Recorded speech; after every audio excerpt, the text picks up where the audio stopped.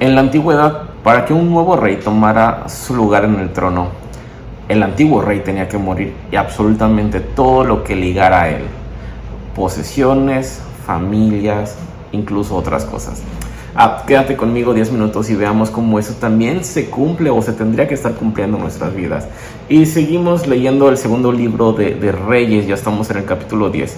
Y el día de hoy vamos a estar en el versículo 1 al 11. Seguimos hablando sobre Jehú y sobre cómo el reinado de Jehú viene a aplicar lo que Dios ya había dicho, cómo viene a aplicar la profecía de Dios contra la vida de Acab. Y el capítulo y la palabra de Dios el día de hoy dice así: Acab tenía 70 hijos, los cuales vivían en Samaria. Por tanto, Jehú escribió cartas y las envió a Samaria, a los oficiales de Jezreel, a los líderes y a los guardianes de los hijos de Acab. En las cartas decía: ustedes cuentan con los hijos de Acab, con los carros de combate y sus caballos, con una ciudad fortificada y con un arsenal. Así que tan pronto como reciban esta carta, escojan al más capaz y noble de los hijos de Acab y pónganlo en el trono de su padre, pero prepárense para luchar por la familia de su rey. Ellos se aterrorizaron y dijeron: si 2 reyes no pudieron hacerle frente, ¿cómo podremos hacerlo nosotros?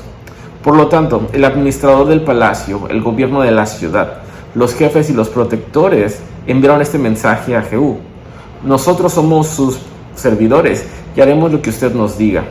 No haremos rey a nadie, haga usted lo que mejor le parezca. Entonces Jehú le escribió esta otra carta a la que decía: si ustedes están de mi parte y de veras están dispuestos a obedecerme, vengan a Jezreel mañana a esta hora y tráiganme las cabezas de los hijos de Acab. Los 70 príncipes vivían con las familias más notables de la ciudad, pues estas los criaban. Cuando llegó la carta, prendieron a todos los príncipes y los decapitaron. Luego echaron las cabezas en unos cestos y se las enviaron a Jehú, que estaba en Jezreel. Un mensajero llegó y dijo a Jehú que habían traído las cabezas de los príncipes. Entonces Jehú ordenó que las pusieran en 2 montones en la entrada de la ciudad y que las dejaran allí hasta el día siguiente. Por la mañana Jehú salió y, presentándose ante todo el pueblo, confesó: ustedes son inocentes, yo fui el que conspiró contra mi señor, yo lo maté. Pero ¿quién ha matado a todos estos? Sepan pues que nada de lo que el Señor ha dicho contra la familia de Acab dejará de cumplirse. En efecto, el Señor ha hecho lo que había prometido por medio de su siervo Elías. Dicho esto, Jehú mató a todos los que quedaban en la familia de Acab en Jezreel y a todos sus dignatarios, sus amigos íntimos y sus sacerdotes. No dejó a ninguno de ellos con vida. Algo que tú tienes que entender para que te pueda dar luz verde de lo que estamos hablando es que el profeta, como recordarás, el profeta Eliseo había hecho a Jehú rey, lo había consagrado por medio de uno de sus sirvientes.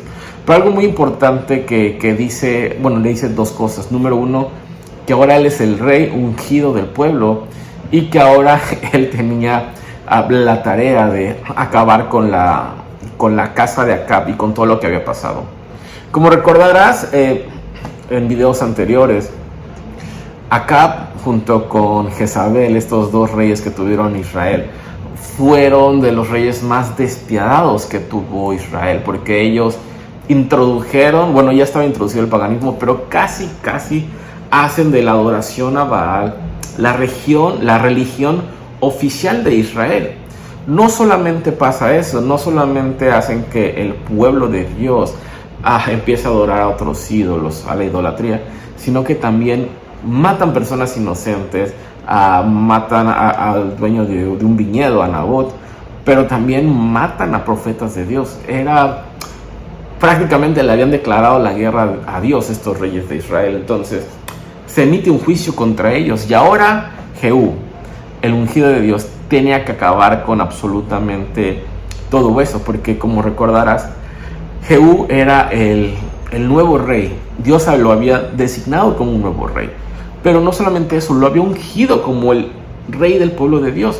Lo que tenía que hacer el ungido de Dios era ayudar al pueblo de Israel, no solo a cambiar la idolatría, no solo a que murieran a su idolatría, no solo a que dejaran de adorar a Baal, a Aserá, a todos ellos, sino que también lo que tenía que hacer el ungido de Dios era que el pueblo tuviera que voltear a ver de nuevo a Dios, sino que el ungido de Dios tenía que ayudar al pueblo a regresar a los caminos de Dios.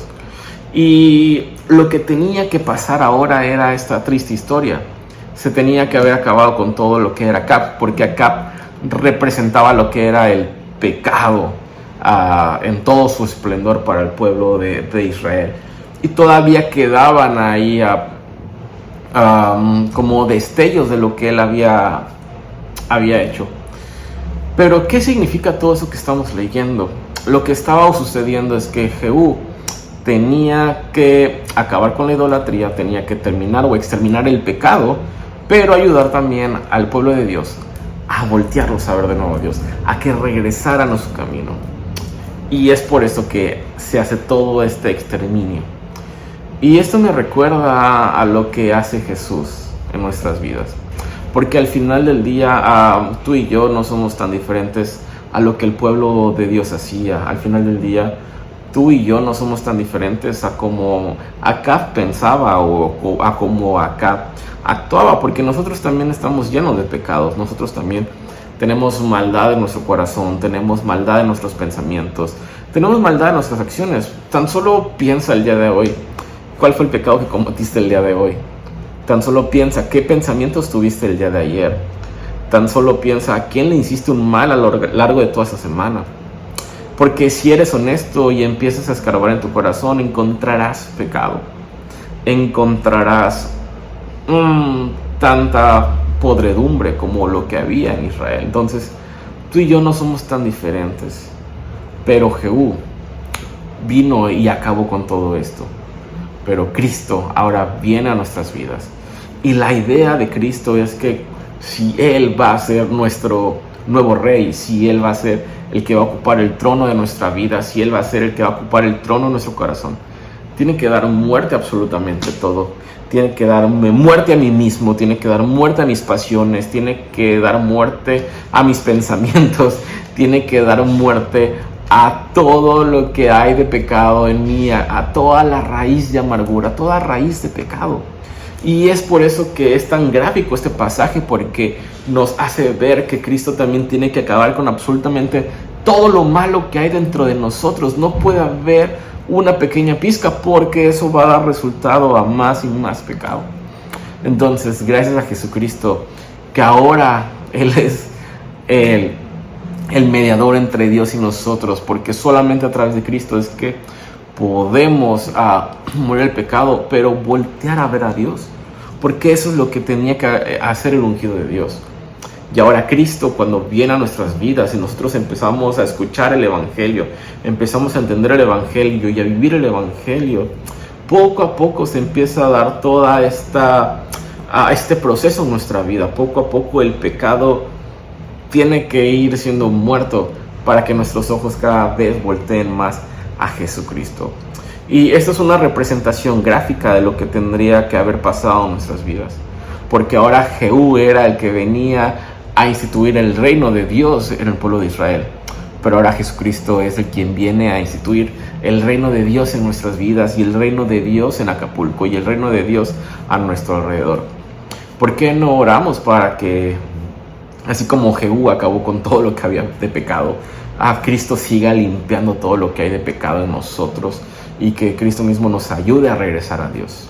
Bendito Padre Celestial, te damos muchas gracias por tu palabra, Señor. Gracias porque tú nos muestras gráficamente cómo es que el pecado tiene que ser muerto, Señor. Y gracias por tu Hijo Jesucristo, que limpia nuestros pecados, porque Él viene y hace una transformación, una obra transformadora, Señor, en nuestras vidas. Gracias por el Espíritu Santo que transforma nuestros corazones, Padre. Señor, dale muerte a todo lo malo que hay dentro de nosotros, Señor, para que podamos voltearte a ver a ti, Señor, nuestro único Dios y Señor. En el nombre de Cristo Jesús. Amén. Nos vemos el día de mañana para un siguiente devocional. Que tengas un buen día.